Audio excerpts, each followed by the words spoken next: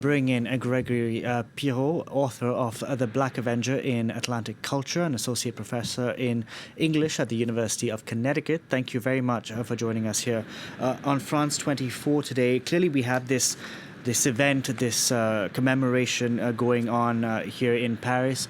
But does France do enough to fix its mistakes of the past? Because I recall in 2020 when, in the United States, we had that whole racial reckoning which was going on. There were attempts made by groups here in France to get rid of statues of glorified slave people who had reinstated slavery. For example, Jean-Baptiste Colbert. And the French president at the time, Emmanuel Macron, says we will not take down these statues. We will not erase our history. Is France doing enough? I wouldn't say so. I think there is a clear gap between certain behavior from members of the government and what I think is a true need and desire from much of the French population to know more about this history.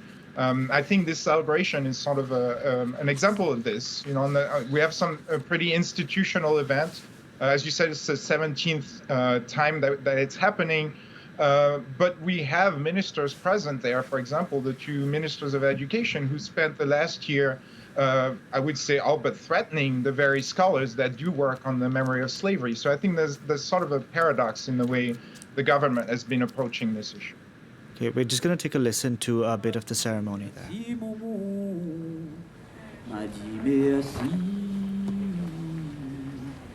Bonnes ancêtres là, si ont dit mon mi vive sans remords, n'agade l'amour la donne corps. Oui, m'a dit merci mon m'a dit merci. Bonnes ancêtres là, guette mon tête au dé, l'île est antigore baba, vive sans remords, flamme l'amour là, mon cœur, il tourne noté, pour moi guette les remerciements. Oui, Maloya, à la zodi, m'écrit la vie baba. Et Maloya, la mettre à moins, tout en lumière. Marode fait clair, marode les ôter, quand y arrive Kaba, m'acrase à lui-même. Marode la linoté, pour que m'y prie baillant, pour que m'y prie encore, pour Gramoula. Et Malouya, ma danse à où, donne Kabbalah. Et Malouya, mon ma danse à lit, pour grand moula, guette mon kéaoté, ni les antigo baba, vive sans remords, flamme l'amour là, mon tête, il tourne ôté, pour moi guette les remerciements. Et Malouya, ma danse à où, donne Kabbalah. Et Malouya, mon ma crase à y, ton pied que miwa.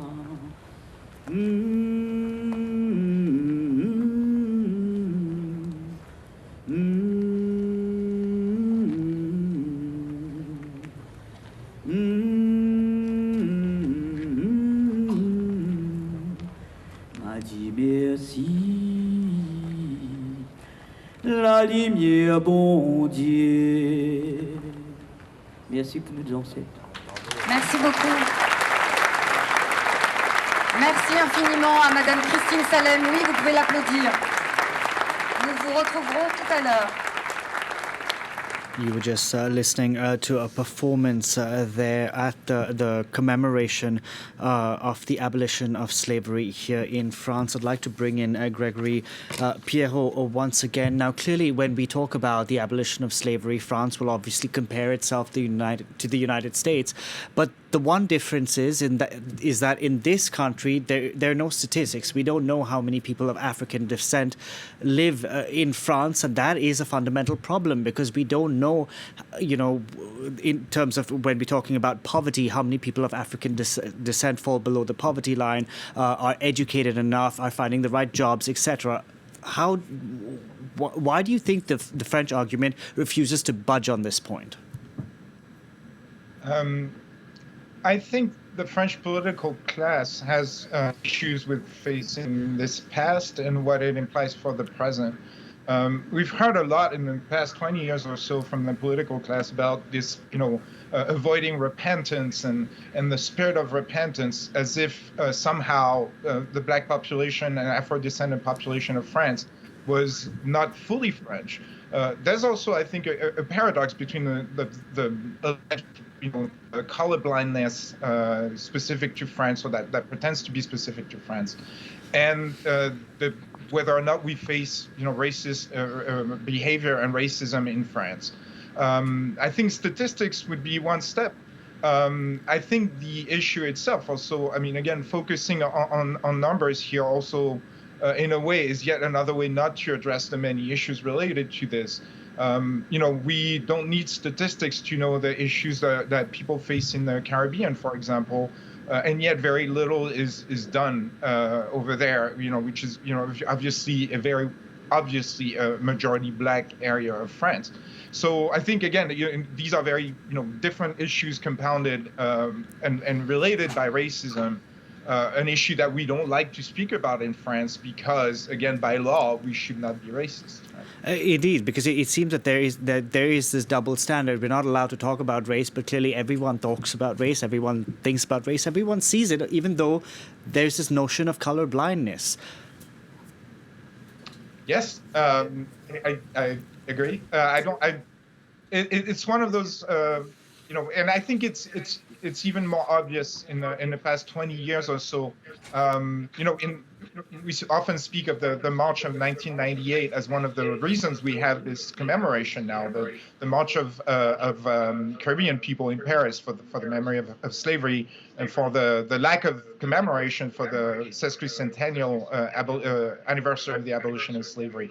Black people in France, as such, have become a political force in this country. And I think we become a political force to reckon with, but I think the French politicians don't have the language or the desire to reckon with it on those terms. And so as a result, we have, constant conversations that many people wish would not happen. Gregory, I'd like to bring in Curtis Young, historian and professor of literature at ESSEC Business School here in France. Thank you very much for joining us on the program. Delighted to be here. I was talking to Gregory there about the question of color blindness here in France. A great concept, but one which doesn't really exist in reality. How do you feel as an African-American man living here in France? Well, first of all, in terms of color blindness, there's no such thing. Exactly. You can't deny in fact, that's one of the richness of humanity is its diversity. Yeah. The fact that we're all different shades and colors and sizes, et cetera, et cetera, et cetera. That's brilliant. So to even get involved in a discussion about color blindness for me is a waste of time. Mm. How do I feel about being a black man in France? Richard Wright said it in the 1940s when he arrived. Richard Wright said that when he arrived in France, I don't know if he really said this, it's been purported, that he said that when he arrived in France, he felt as if a concrete overcoat had been lifted from his shoulders. That's how I feel in France. I do not, look, every country deals one way or another with the other in their midst. These others, the other in their midst is defined by economic, social, cultural issues. Okay, so I'm an African American in France. I'm not an African in France. I'm not a Antillais in France. So I arrive in France as an African would arrive in France, as a person from the Antilles would arrive in France, and wrapped within the cultural, social, political, economic narrative that's been constructed about me. Huh? So we're all living out of these narratives that have been constructed, and what we're doing is, and this is what I came into the last bit of the professor's conversation about this question about of talking about it. What we Africans in the diaspora, African Americans, Africans from Africa and France, we Africans in America in the process of deconstructing the narratives that have been constructed about us. That's what the conversation is about. What do you think the country needs to be doing differently improve things for people of African origin in France, given that, as I was speaking to the professor there is this reluctance to start to include race when it comes to statistics? Because for many people it's a scary subject. I mean, because there's so much history involved, and there's so much. But the problem is, and I don't know if you'll agree with me, you can speak to a French politician until you're blue in the face, and they refuse to budge on this issue. Well, one of the things that you see, France is a Jacobin republic. I'm an American. We're not a republic in that sense. That is, all of the laws in this country apply to all of the people who live in this country. Okay, there's no, like in the United States, is a federal republic. And so therefore, we have laws in New York that people in Texas may not want. National laws that people in New York will follow, people in Texas won't follow. We don't have that in France. And so one of the things that we do, and that's a great thing, this idea that was created in 1792 in France, that's a marvelous concept. But one of the things that we do is we hide behind that to avoid talking about these modern problems. So therefore, we're not allowed to do statistics and in terms of identifying what ethnic communities are living in France. We can't do the kind of research that would allow us to learn the kinds of things, the problems, the situations that would allow us to redress them so that we can have an equal society, because we hide behind the fact that, well, but we're all equal, so there's no point in talking about it. Gregory, Curtis, one of the things that is interesting is that we're not allowed to talk about race. It's taboo. Yet, one of the very successful podcasts in this country is a podcast called Kif Taras, which is Love Your Race by Rokhaya Diallo and Grace Lee. And they've actually come out with a book. And I thought it was one of the first things I read in the book, which was super funny, is Rokhaya Diallo, who's a woman who was born in France, born and raised in France. But I know her work very well. And she recalls a story of how when she was a child, with kids, somebody asked her where she was from, and she said whichever neighborhood she was from. They're like, no, where are you really from? She's like, oh, I take the RERB to get here. So this also... Welcome to the club. I get exactly the same thing. Where are you from? I'm an American. I'm from, well, but where? I was born in Chicago, but where? But really where, yeah. Really, c'est quoi votre racine? Where are you really from? And my answer is, I have no idea. When they took us out of Africa, we didn't have passports. We weren't coming from the places that they've named. Huh? These are French or British or Portuguese or Spanish or Dutch names that have been given to different places in Africa. So I have no idea. Oh, what a shame is the response. Oh, that's too bad. Well, hang on. That wasn't my choice. You guys did that. Gregory, what do you think? I mean, I've heard that question too. I think it's I think we all three of us have heard that question. And it's funny, I grew up in Lorraine, which, by the way, Professor Young, there are actually areas of France where laws only apply. If you in Alsace-Moselle would be one, right? We're still under the Concordat. all this to say that it's always a lure, right? That even this idea of the laws of the republic applying to everyone is not exactly true, even as it is. But to go back to your question, I'm not surprised that this podcast would be so popular, because I truly believe that French people, as opposed to French politicians, are genuinely interested and curious about this story, this history, that for the most part we haven't learned at school. And I hear it's changing. I'm 45 years old. I had to find out for myself But entirely. I mean, there is this desire, I think, among the people to have a discussion, but it seems that the politicians, the ones in control who can actually bring about change, are reluctant to do it. Why is there this reluctance? Because I've even noticed that companies themselves want to hire inclusion managers, for instance, diversity managers. Sure. These are great things. These are things we're seeing in the United States that are being done. Why do you think France is always one step behind?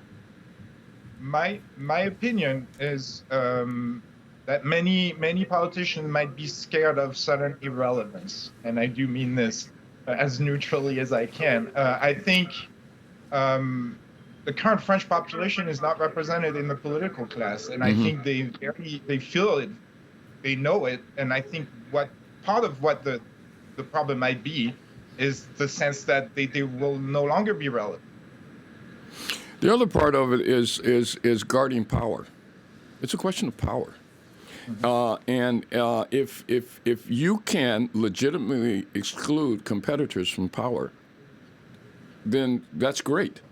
And so we use different methods to keep people In their place. in their place. There's a tremendous class struggle. It's the book cast. Who wrote? It's like. Yeah. I'm thinking of the author. Okay. Because do you think that is why? Because France does have this egalitarian system in terms of education, etc. But it seems that it's not for everyone. I teach at ESSEC and I teach literature. But one of the things that I do every semester is I teach a course on the introduction to jazz in France, which was brought to France with the First World War, with Black American soldiers, and that class is a sold-out class, because to deal with that subject, we have to talk about the whole construction of race in America. And so I say that to say young people are curious. They want to know what's going on. Look, these questions are addressed with these kids in cinema. They're addressed in rap music. They're addressed in the books, the novels that they're reading, in the series that they're watching. These questions are there. The idea that politicians are avoiding dealing with these questions is ridiculous. Because look, the France that I see on French television, in French movies, is an all-white France. Yeah. The France that I see when I walk down the streets of this great city of Paris, I see people of colors and languages from around the world. That's France. Yeah. And at a certain point, politicians have to have the courage, one of the few being Christiane Taubira, which is the reason we're having this conversation today, to have the courage to begin to look at the reality of what France is, because these are the resources for the future. These are the people who are going to invent things and come up with great ideas and allow this country to move forward. So it's really important for the political world in France to wake up to the reality. The very fact, for example, that we still have that De Rosa painting in the Assembly, in the National Assembly. The very fact that we've been discussing that, and that painting is still there, depicting black people as caricatures with huge red lips, et cetera, and even the painter doesn't see that as a problem. I want to ask you about that, because I actually spoke about this with Gregory earlier, when the French president in 2020, in the aftermath of the whole George Floyd racial reckoning, which we also saw here in France, where he said that, I will be very clear tonight, the French Republic won't erase any name from its history. It will forget none of its artworks. It won't take down statues. Is there a double standard here in France? Because when we can take down statues of, for example, generals who collaborated with the Nazis, but we can't take So hang on. is there some sort of hypocrisy? Yeah, there is a hypocrisy. We're not talking about taking down statues. We're not talking about erasing history. We're talking about making corrections. Huh? One of the things that we're dealing with in the United States, for example, is this backlash against critical black theory. Critical black theory which is something that we're looking at in universities in America, is redressing another narrative that was constructed by white supremacists after the Civil War, the lost cause narrative that expressed itself in Gone with the Wind and The Birth of a Nation and these kinds of things. Okay, so the question is, do we let these stories stand, or do we address them? I'm not saying that we don't we don't read Gone with the Wind. I'm saying that we teach people the context of that literature. I want to bring in Gregory Pierrot once again, because you're living in the United States, and do you feel that sometimes things tend to go too far in correcting errors of the past? Too far? Like for example, editing parts of Gone with the Wind. I've heard that's happened. Yeah, I mean, I vaguely remember this story. I don't remember the details of it, so I can't really speak to it. My sense is that more often than not, we have small scandals created over very little, and in effect, I'm not sure what we might mean by going too far if what we're talking about are taking down statues, which tends to be the heart of the conversation. I remember people complaining about Disney, but I can't fully remember what they were doing. I have to say, I find all of these issues trifling, to be completely honest, compared to what the reaction tends to be. Professor Young was talking about the sort of attack on critical race theory in the U.S. In France, the equivalent was led by members of the French government. Right, Ministers Vidal and Blanquer were attacking scholars doing similar work in France. I mean, I think that's much more serious. And whoever might be doing to a movie from 1939 that is very obviously racist, mind you. To me, there's an interesting way people have of balancing events that are not equivalent, and that to me is part of the issue at hand here. Why do you think that there is this desire to automatically reject everything that comes from the United States, but even positive change that comes from the United States? I think the United States is a deforming mirror to France. I often say to anybody who will listen to me, I think France and the United States are the two closest nations there are in the world. And neither side likes me saying this, but I truly believe it. And I think partly because of historical relation in which both countries look at each other to define themselves in a way. And I think the U.S.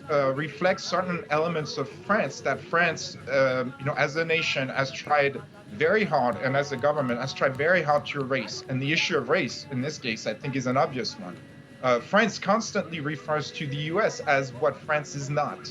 Except, historically, we have much more in common that we've learned, through the years as French people. So I believe part of that, routine in France of critiquing what comes from the U.S.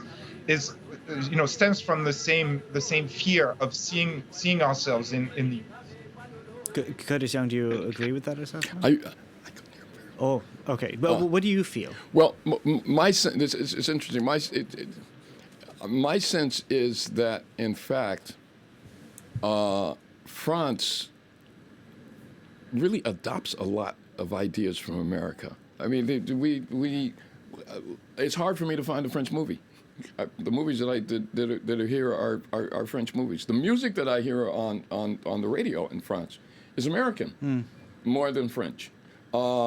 A lot of ideas. There are a lot of things. And now, in terms of this racial thing, I think that France is about 50 years behind the United States. I think France is where America was around the time of Brown versus Board of Education, which ended legal segregation in 1954. That is to say that with decolonization in the 1960s. Curtis, I'm just going to have to interrupt you because we had the president who's going to lay a wreath there.